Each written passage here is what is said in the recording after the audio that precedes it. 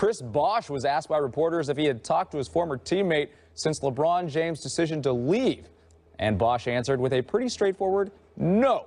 He also made it clear that he doesn't necessarily have plans to. I'm in the mode where I'm trying to lead my team, help these guys out around here. If guys aren't in this locker room, I don't have much time for them, if any. So what do we make of what Chris Bosh said? It's hard for me to make much of it, to be quite honest with you, other than the fact that he's locked in, he's zeroed in, and he can't afford to think about the past, because when you had an $88 million deal on the table from the Houston Rockets, which you are worthy of, and then you turn around and Pat Riley and the Miami Heat elect to give you $118 million. You know what I'm going to say, Skip. Yeah. Henry Thomas, the agent for CAA, representing Chris Bosh. Chris Bosh needs to go to cook him Thanksgiving dinner. He needs to go Christmas shopping for him, his wife and his family, the family of Henry Thomas. Chris Bosh needs to carry their bags. He needs to chauffeur them all over the place. I mean, $30 million. That's what Henry Thomas got extra for him. Makes no sense whatsoever. But I will say this. When you get that kind of money, you are clearly the #1 option. It is clearly and officially your team in Miami if you are Chris Bosh, and that's the way it goes. So I don't knock him for having that mentality. Now, Skip, you know I was at Dwayne Wade's wedding. I'm telling you right now, I listen. LeBron James, Chris Bosh seem to be getting along quite fine in mine. That's fine. I don't recall Chris Bosh not talking to him. I mean, you know, seemed incredibly friendly and all of that other stuff. I'm just going to take it to believe that Chris Bosh is locked in and that he's focused. Sure. He didn't mean anything negative towards denigrating LeBron or anything like that. You know, D. Wade, LeBron, they all got love for one another. It's just competition. And Chris Bosh knows, more so than anybody, you get paid $118 million. $118 million. That Chris Bosh just received, you are the face of the Miami Heat, soon to be anyway. But you are clearly the #1 option. And so the Chris Bosh that we saw stepping back, being fine with being the third offensive option, that is no longer the case. He understands the pressure that is on him right now to step up and handle his business. And I believe that he will, at least to some degree. And I think that's what he was pointing to more than anything else. But I don't want to hear that he didn't talk to LeBron James. Okay, I know what you're saying.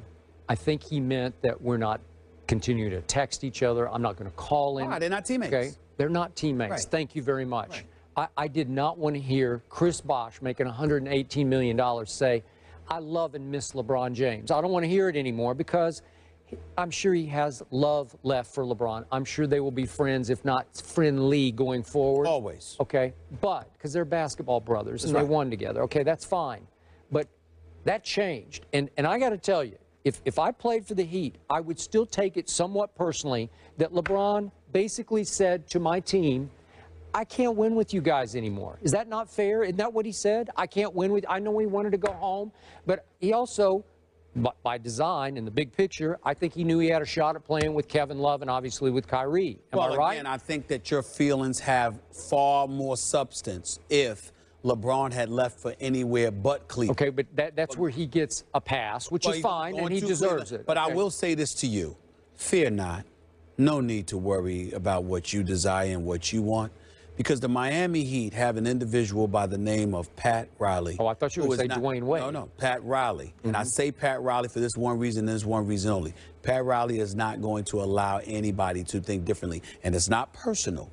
He is just a big-time competitor. And this notion that the Miami Heat are going to fall off the map because LeBron is gone is something Pat Riley takes offense at, which means that any player that he has on his squad who does not adopt that same mentality is going to have a problem with Pat Riley. And, oh, by the way, Mickey Harrison thinks like that as well. I agree, which is why I believe, more than you believe, that the Miami Heat are going to have a big say in who wins the Eastern Conference. My issue with the Miami Heat is one thing and one thing only. And I've said this to everybody associated with that guy, including the young, great coach that is Eric Spoelstra, who I love. I am telling you, I don't give a damn who they brought to their squad.